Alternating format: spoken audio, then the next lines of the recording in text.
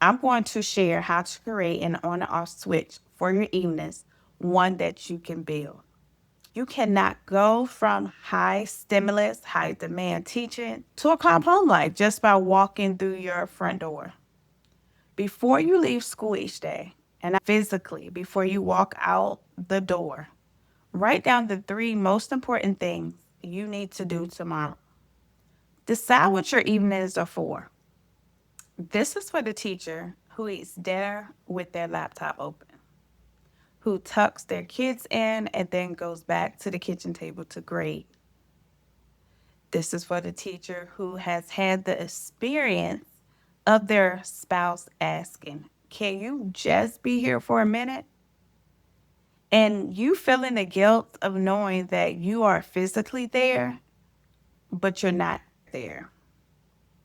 That changes. We are taking your evenings back.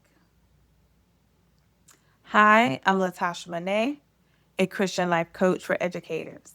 I help burnt out teachers reclaim 10 plus hours a week and restore their emotional capacity so they can stop surviving and start loving the classroom again. Before we get into the how, I want to validate something that I think is really important for you to hear. The reason you keep working in the evenings is not because you're disorganized. It's not because you are incapable of setting limits. It's because you were shaped by a system and a culture that normalized this. The education culture quietly and persistently has convinced teachers that working around the clock is a sign of virtue. I'm not bashing education. But when your brain tells you in the evening that you should be doing something for school, that is not the voice of wisdom. That is the voice of a system that has benefited from your exhaustion. And this is the truth. But we have to listen to what God says. And in Psalm 4:8, God is saying, "In peace I will lie down and sleep. For you alone, Lord, make me dwell in safety." I love this verse for teachers because of what it doesn't say. It doesn't say, after I finish everything on my to-do list, I will lie down in peace. It doesn't say, once I grade every paper, I will rest in safety. It says, in peace, I will lie down. Peace first.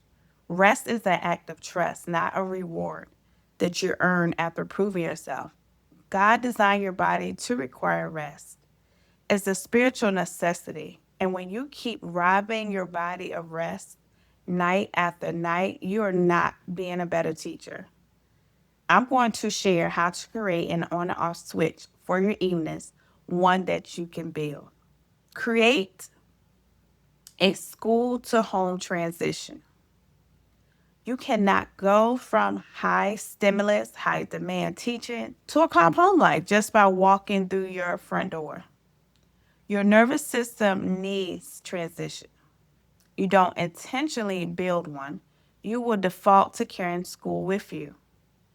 A transition is a short routine that you do every day to signal the shift out of your teacher mode. It has to be every day for it to work because over time, your system learns. When I do this, it means school is over. I need you to choose something that appeals to you. For teachers, it's changing out of their school clothes the moment they get home. That's something deep about taking off the teacher clothes. For others, it's a 10-minute walk before they go inside the house. For some, it's sitting in your car. For others, it's a cup of tea. For others, it's 5 or 10 minutes, no screen time. And for many, it's a prayer. God, I did my best today at school. The rest belongs to you. My evenings belong to you. Do it every day. over time. And within a few weeks, you will start to feel your body relax when your routine begins. That's your nervous system learning. This is where school ends. Write tomorrow's top 3 before you leave school. One of the most honest things I can tell you about why teachers work in the evenings is this: stress, not necessity. Now, that's not a judgment. Stress is a response to a high volume job, but it means the solution isn't to do more work. The solution is to address the stress directly. When you get home and your brain starts firing, did I remember to send that email? Do I know what I'm doing in math tomorrow? Because those thoughts are uncomfortable and because you don't have a place to put them, you respond to them by working, and it costs you your evening. Before you leave school each day, and physically, before you walk out the door, write down the 3 most important things you need to do tomorrow. 3. The 3 things that, if nothing else happened tomorrow, would that make your day successful? So think about those things. Write them down somewhere you see them when you arrive in the morning. Close your bag, close your laptop, and leave. What you've done is taken the load off your brain and put it on paper. That small act of transfer from your head to the page gives your body actual permission to rest. Teachers who do this, their evenings change immediately because they're stopping carrying the work in their bodies. Name what your evenings are for. That's another way to protect your evenings. Decide what your evenings are for. When there is nothing competing with school for that time, no named alternative, school fills that space because school always has something to offer. There's always a reason to keep going. Intentionally means what your evenings are for.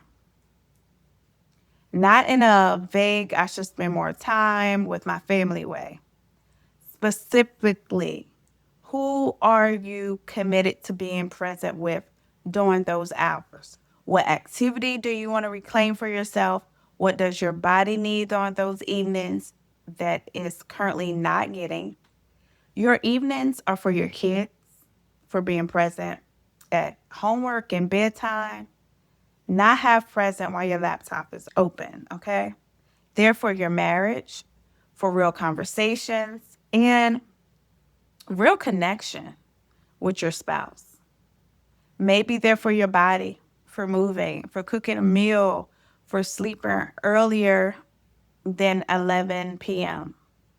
They're for your spirit, for reading scripture, journaling, sitting in quiet worship. When you have an answer to what that time is for, a reason that matters to your personality or to you personally, and Psalm chapter 4, verse 8 promises that when you choose to rest, when you lie down in peace and you trust God to hold what you cannot carry, He will keep you safe.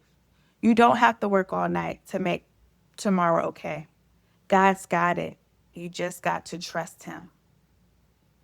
I want to hear from you. What is the one thing you want your evenings to be for? Drop it in the comments below, whether it's your family, your faith, your health, or even just getting a full night of sleep. Claim it. Let's celebrate it together in the comments. I read every single one. Your evenings are not something that you can earn after you finish everything. They're a gift God gave you, and it is time to start receiving them. Thank you so much for being here today. I'll see you in the next video.